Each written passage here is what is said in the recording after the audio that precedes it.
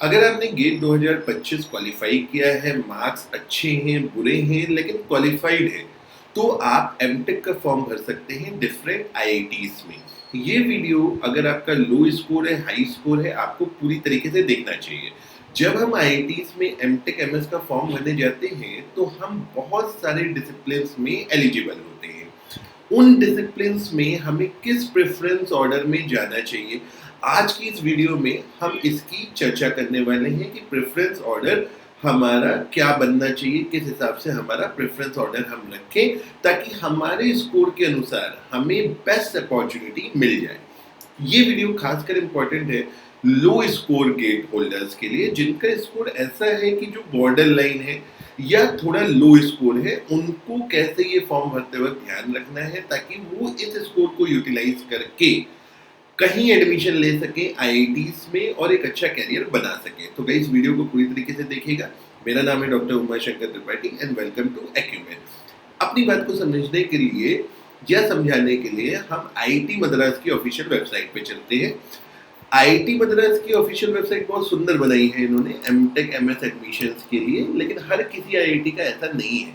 कई जगह आपको ब्राउचर डाउनलोड होगा, लेकिन बेसिक प्रोसीजर यही है जो मैं अभी आपको समझाने जा रहा हूँ। अब देखिए, ये तो बहुत सारे डिपार्टमेंट्स हैं, क्या क्या ब्रांचेस हैं, ये सारी चीज़ें लिखी हुई हैं, लेकिन सवाल ये है कि फॉर्म भरते वक्त हम एलिजिबिलिटी कैसे डिसाइड करें। तो देखिए, आईआईटी मद्रास का फॉर्म 27 मार्च से खुलने वाला है। अब आप यहाँ पे जाएंगे तो आपको दिख रहा है डिसिप्लिन ऑफ क्वालिफाइंग डिग्री। इसमें कोई एक ब्रांच ले लेते हैं। मान लीजिए आप मैकेनिकल इंजीनियरिंग स्टूडेंट हैं, आपने गेट का पेपर दिया, फॉर एग्जाम्पल मैकेनिकल में दिया मान लीजिए। अब जैसे ही आपने ये दोनों कॉम्बिनेशन लगाए तो देखिए कितनी शानदार वेबसाइट है। इसमें आपको कौन कौन से प्रोग्राम में आप एलिजिबल हो ये बात आपको पता चल चुकी है। इसमें देखिए दो कैटेगरी होती है आईआईटी मद्रास में पर्टिकुलरली। एक तो एचटीटीए कैटेगरी जिसमें 12,400 मिलता है, और नॉन एचटीटीए कैटेगरी जिसमें 12,400 नहीं मिलता है। अब आईआईटी मद्रास के संबंधित कई लोगों का सवाल होता है कि सर इनमें अगर हम नॉन एचटीटीए में एडमिशन ले लें तो क्या हमारे करिकुलम में कोई अंतर होता है, प्लेसमेंट में कोई अंतर होता है? तो ऐसा नहीं होता है। सामान्यतः आप बिल्कुल सेम ही ट्रीट किए जाते हैं, बस आपको स्टाइपेंड नहीं मिलता है। राइट। अब बात करते हैं कि सर फॉर्म कैसे भरना है। तो जिनकी रैंक अच्छी है मैकेनिकल में, वो अपने कोर सब्जेक्ट की तरफ पहले जाएंगे। कोर सब्जेक्ट क्या है? Thermal design manufacturing. इसके अनुसार कई जगह पे थर्मल डिजाइन मैन्युफैक्चरिंग इस तरीके से बाइफरकेटेड नहीं होती है, कुछ और सब ब्रांचेस होती है। जैसे आईआईटी रुड़की में एडिटिव मैन्युफैक्चरिंग की नई ब्रांच है, एनआईटी त्रिची जाओगे तो आप वेल्डिंग की ब्रांच है। तो कई जगह थोड़ा ऐसा भी होता है, लेकिन कोर अगर देखें थर्मल डिजाइन प्रोडक्शन। अब जिनके अच्छे स्कोर हैं उनके लिए तो प्रॉब्लम नहीं है, वो एचटीटीए कैटेगरी में पहले डिजाइन भर दें, थर्मल भर दें, मैन्युफैक्चरिंग भर दें, या डिजाइन थर्मल में जो पसंद है या इन तीनों में जो पसंद है वो पहले ऑर्डर पे डाल दें। अब सवाल उठता है कि सर हमको प्रेफरेंस कैसे सेट करनी है। तो प्रेफरेंस सेट करने के लिए मान लीजिए कि आप किस प्रेफरेंस में जाएं। तो इसके लिए देखिए क्या होता है कि आप किसी की बात मानने की आवश्यकता नहीं है। मेरी भी बात जो है यहाँ पे तथ्यों के साथ मानिए। देखिए क्या है, प्रेफरेंस ऑर्डर आपको बनना है। होता क्या है कि कोई आता है आपको बताता है कि यार ये ब्रांच बहुत अच्छी है, परसेप्शन, ये अच्छी है, ये बुरी है, ये सब परसेप्शन है। डाटा के हिसाब से बात करिए। तो कैसे करेंगे आप, ये खुद करना पड़ता है। कैसे करेंगे? जैसे मान लीजिए कि आपने देखा कि हाँ भाई आप इन ब्रांचेस में एलिजिबल हो। अब आपका प्रेफरेंस ऑर्डर क्या जाए, इसके लिए आप यहीं के प्लेसमेंट स्टैटिक्स पे चले जाइए। जैसे हमने आईआईटी मद्रास का फॉर्म खोला तो हमने साथ के साथ आईआईटी मद्रास का प्लेसमेंट स्टैटिक्स खोल लिया। कहाँ मिलेगा सर ये प्लेसमेंट स्टैटिक? ऑफिशियल वेबसाइट पे जाइए, आईआईटी मद्रास की ऑफिशियल वेबसाइट पे जाइए, प्लेसमेंट स्टैटिक्स उठाइए। फॉर एग्जांपल आप आईआईटी दिल्ली का फॉर्म भर रहे होंगे, आईआईटी दिल्ली का फॉर्म भरेंगे, उनका फॉर्म का कौन कौन से प्रोग्राम है, एक विंडो में प्लेसमेंट स्टैटिक्स। अब आप देखिए आप किस में एलिजिबल थे। जिनमें आप एलिजिबल हो, जैसे एक इधर के, इसमें देखिए आप किस में एलिजिबल हो, एरोस्पेस में एलिजिबल हो। अब आप जाइए एरोस्पेस के बारे में देखिए कि एरोस्पेस डिपार्टमेंट में क्या प्लेसमेंट है। देखिए हर जगह अच्छे से दिया होता है। जैसे यहाँ तो अगर आप आईआईटी मद्रास का प्लेसमेंट स्टैटिक्स यहाँ पे देखें तो थोड़ा कंफ्यूजिंग है, लेकिन कई जगह पे तो डायरेक्ट नंबर दिए होते हैं, कहीं कोई कंफ्यूजन की गुंजाइश होती नहीं है। जैसे अगर आप यहाँ देखें तो एरोस्पेस डिपार्टमेंट में आप देखिए कितने बच्चों को प्लेसमेंट मिला है एमटेक में। देखिए तो एमटेक में लगभग देखो, ये बात देखो, आपको देखने में आ रहा है लगभग 39 स्टूडेंट के करीब का एडमिशन था और लगभग 29 यहाँ पे प्लेसमेंट हो चुका है ना। इसी तरीके से आप और किस में एलिजिबल है, जैसे मैकेनिकल का स्टूडेंट है तो कंप्यूटेशनल या बायोमेडिकल इंजीनियरिंग, वो भी यही दिख रहा है, तो बायोमेडिकल इंजीनियरिंग में जाइए।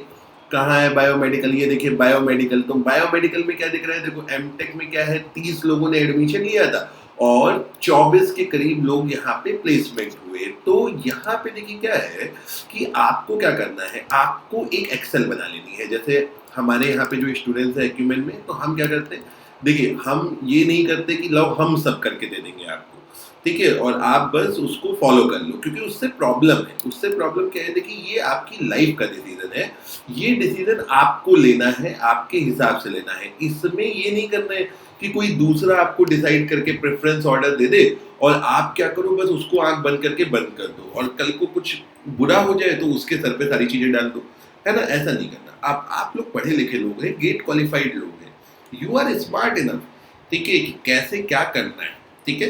तो जैसे देखिए अब हम लोग ऐसा, मतलब ये हमारी सलाह है कि आप भी चाहे तो ऐसा कर सकते हैं। तो हम क्या करते हैं, हम गए, हमने इस तरीके से एक्सेल बनवा लिया। जैसे देखिए आईआईटी मद्रास है, तो आईआईटी मद्रास में कौन कौन सी ब्रांचेस में एलिजिबल हो, उसका कट ऑफ लिख लो, इसका भी डाटा इंटरनेट पे अवेलेबल होता है।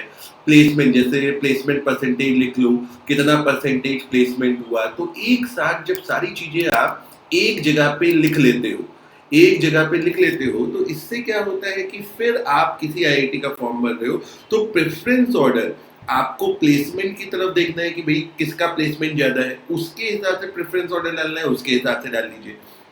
कट ऑफ का ख्याल रखिए। कट ऑफ अगर मान लीजिए जैसे आपका जैसे आईएससी का फॉर्म है, आईएससी के फॉर्म में क्या है कि आप 3 प्रेफरेंस भर सकते हो, उसके बाद फिर से पैसा देना पड़ेगा शायद, है ना। मतलब मैंने खुद नहीं बढ़ा है, जो स्टूडेंट्स ने बताया उसके अकॉर्डिंग मैं आपको बता रहा हूँ। अगर इस बात में कोई गलती होगी तो कमेंट में बता दीजिएगा, है ना। तो आईएससी में आप 3 ही प्रेफरेंस भर सकते हो। अब आपका स्कोर आया 600, है ना, आप प्रेफरेंस भर दिए ऐसी कि जो भैया 900 पे मिली थी लास्ट ईयर, तो उससे क्या हुआ, आप अपना फॉर्म खराब कर रहे हो, कोई फायदा नहीं है ना।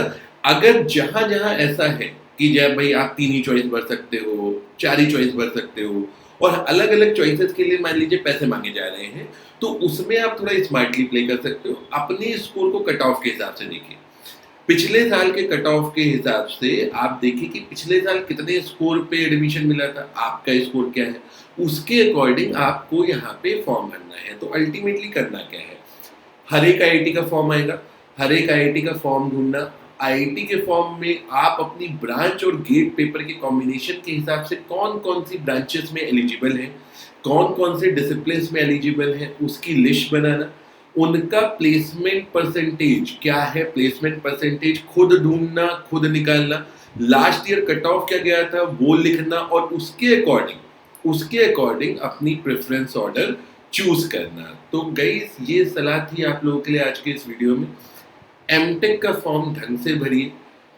एमटेक का ये जो फॉर्म है ये आगे आपके पूरे जीवन को डिफाइन करने की ताकत रखता है। इसमें किसी पे भरोसा मत करिए, किसी वीडियो पे मत जाइए कि हाँ यहाँ की ये ब्रांच बहुत अच्छी है तो चलो ये कर लें वो कर लें। आप खुद पढ़े लिखे हैं, डाटा पे बिलीव करिए, स्टैटिक्स पे बिलीव करिए और खुद पे बिलीव करिए और अच्छे से फॉर्म करिए। तो आज की इस वीडियो में इतना ही। With this thank you very much and have a good day.